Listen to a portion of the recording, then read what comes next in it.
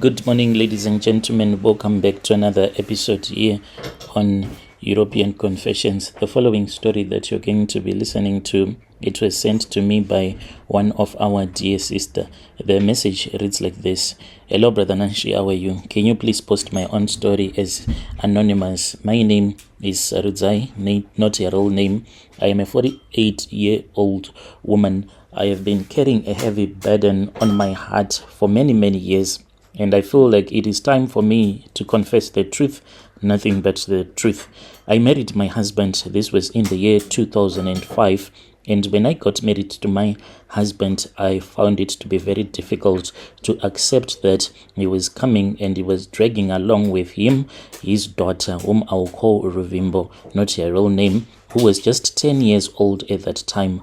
I was so blinded by jealousy and insecurity that I started to take all of my frustrations on that innocent child. From the moment that I entered into Ruvimbo's life, I made it my mission to make her feel that she was unwelcome. I saw her as a constant reminder, and I resented the bond that they shared. Each and every time when I would watch her as she would be playing with her father, oh gosh, how much I felt like hating her. Instead of embracing her as my own, I treated her as an outsider, a burden that I had to endure. At that time, things had gotten really hard, like our economy was crumbling to the ground, and having this useless child around, this made me to hate her even more, because I used to calculate and I was like, if this young girl, if she was not here,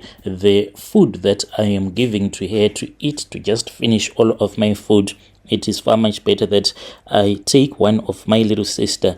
And since I knew that my husband really loved his daughter, I knew that if I was going to kick her out, what was going to happen was that there was going to be a lot of infighting that was going to happen between me and my husband. So what I started doing is that behind my husband's back, I started beating her up. Whenever he would be at work, I used to mistreat her, beating her up throughout the day. I would scold her for the smallest mistakes, accuse her of things that she had not done, and withhold affection and kindness from her.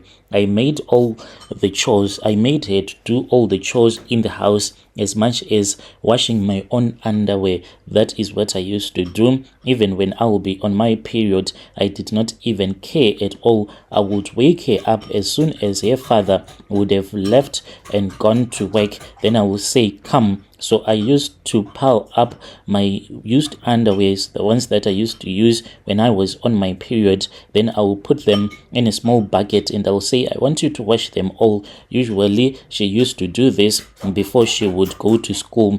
Even when she would return back from school, purposefully I'll start to cook the moment that I would see her walking into the yard. Then I'll start to cook. Sometimes, since electricity was becoming a problem, we were using paraffin, and firewood was very hard to get since we were staying in the city. So the moment that she would come, then I will start to cook, and as I will be cooking, I would have hidden the paraffin and also drained the paraffin from the paraffin stove. And when she would be waiting for food, what I used to do is that I would then tell her that the paraffin is finished and your father did not leave any money for me. And then later on, just before the father would have returned back from work, what I'll do is that I'll start cooking. I'll give her good food, so much that the father, when he would arrive, he will see that his daughter will be eating nice food. And during the night,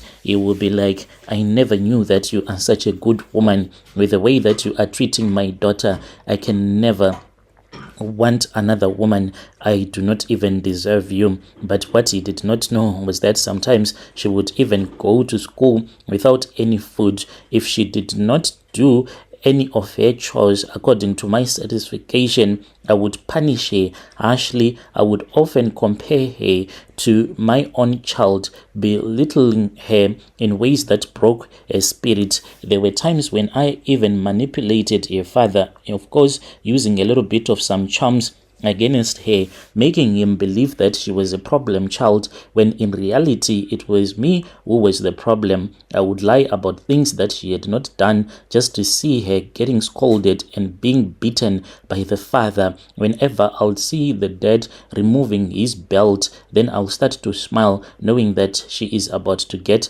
a cruel beating. I felt powerful in those moments, thinking that I was protecting my own daughters because I had my own kids from a previous marriage, protecting my position in the family, but I was destroying this young girl's sense of worth and confidence. So for 11 years, I tormented Rovimbo. She grew up in a home where she felt unloved, unwanted, and alone. I watched as she withdrew into herself, as the light that she once had in her eyes as it dimmed, but I did not stop there. I convinced myself that it was her fault, that she deserved the treatment that I gave her. In 2016, Rovimbo, that was when she got married and she walked out of our home. I felt a strange emptiness for the first time. That was when I realized what I had done. I had spent over a decade hurting a child who only ever wanted to be loved. I had stolen a childhood, and no amount of regret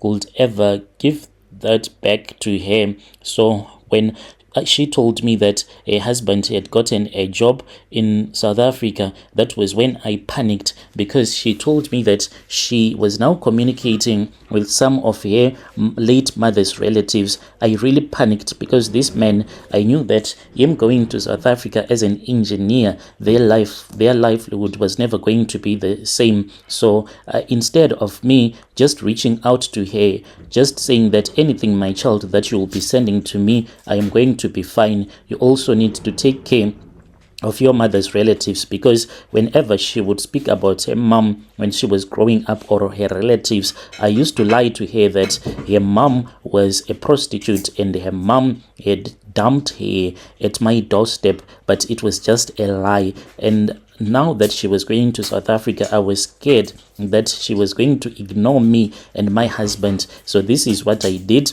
I then took some of her personal items, and then I went with them to a traditional healer. I went to that traditional healer, and I was then told to look for an empty bottle of mayonnaise, those glass bottles. So I bought mayonnaise, and then we emptied the mayonnaise from that glass bottle, and then I took those items that belonged to her and placed it inside that glass bottle. More rituals were performed, and after the rituals had been performed, I was then told that I had to go and place that bottle close to her mother's grave. So I did.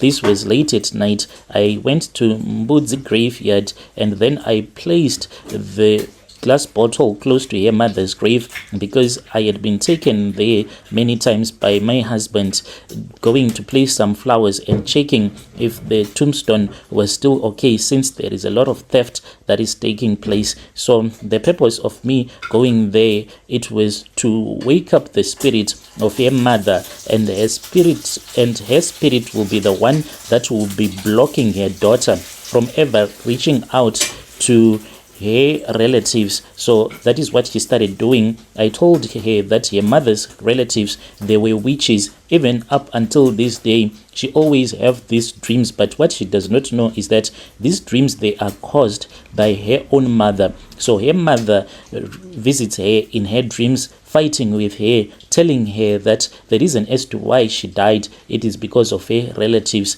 but I am the one who did everything. Being a stepmother, it is not easy. I am taking each and every opportunity to ask God for forgiveness, but being a stepmother, you are always in competition with the woman who gave your husband a child before you. This is my confession.